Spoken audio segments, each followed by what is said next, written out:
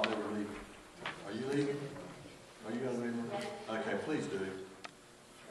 I didn't mean it that way. The nicest way. That sounded bad.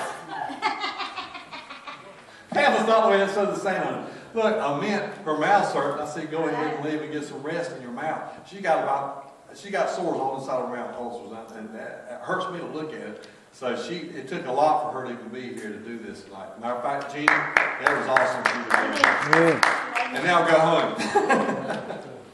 No, or get a milkshake or something, get in your mouth, but she's under doctor's care, but even the doctor. You know what you do when you get, I've been trying to tell you, you get ulcers in your mouth, gargle with vinegar.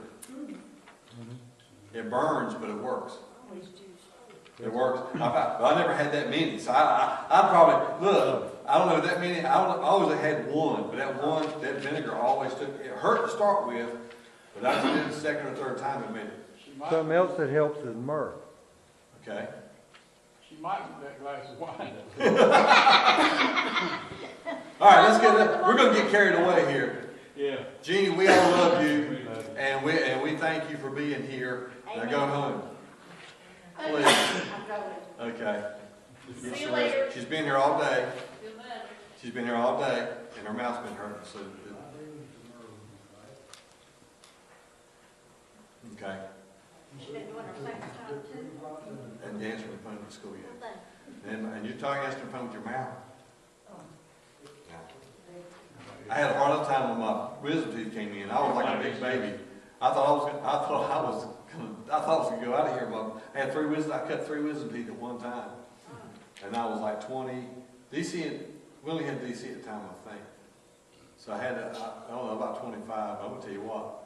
I thought I'd seen Jesus. You like me, when I was in basic training, I lost my teeth in an accident in basic training. And there I was confined to the barracks, and this drill sergeant would give me a hard time. And I looked at him, I said, have you ever had 2 pools? He said, no. I got every one of mine. I said, when I get back out there and train, I'm going to take a rifle stock and knock every one of you guys. Show you how it feels. I'm sure that one friends that influenced me. Well, he got kicked out of before our cycle was over, he was digging ditches. He was our drill instructor. Okay. Now here we go. We started last week about the way, we're talking about the 4 ways God reveals himself. And last week, again, let's see, can't keep up with it. But last week, we talked about through conscience, and we talked about, well, I had them up here, but they got all kind of moved around. We talked about through creation, and we talked about through conscience, and last week communication. And so this is what we're going to talk about. Another way of communication is the Bible. I thank God for the Bible, because it's kind of hard. I remember Procter & Gamble. I hated it, but I liked it at the same time. It always seemed like wherever I go, one of my jobs whenever we got new equipment was to get the information. And I'd be there when Eastern Omni or Daniels would come in and they would install it. I'd be there while they installed it. And then I would do PSI. PSI is where you actually go make sure they wired it like this drawing sets to be wired. And there's a static PSI.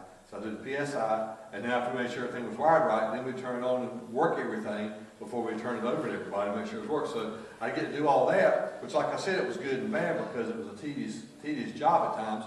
And I'm sure you've done that, Dudley, if you did electrical, and I'm pretty sure you've done that too. Yeah, we used to get some blizzards. Yeah, so some heavy duty stuff, but I always appreciated having the good information. I'd always hate to get hand me information that's in another language. I was getting ready to say that.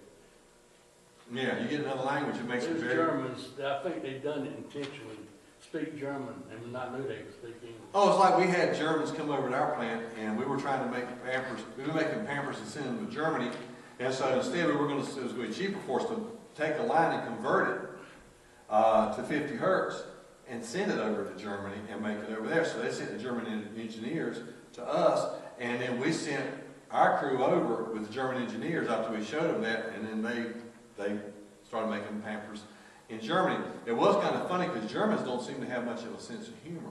No, they don't. And I was in the break room one night, and they were all sitting around talking German, and they were all looking kind of mean. And somebody said, "I think you need to leave them alone." I said, no, I can't stand them. Look, they gotta know, we all right. And they said, leave them alone, David. And I said, no, somebody's got to stand up for us, something that we okay. We're good old boys. And they said, they don't like good old boys, just leave them alone.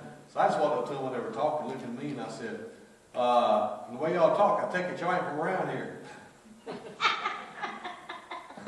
And they did not like that. Matter of fact, I did not make any friends that night. That's all. Yeah, so that didn't work. So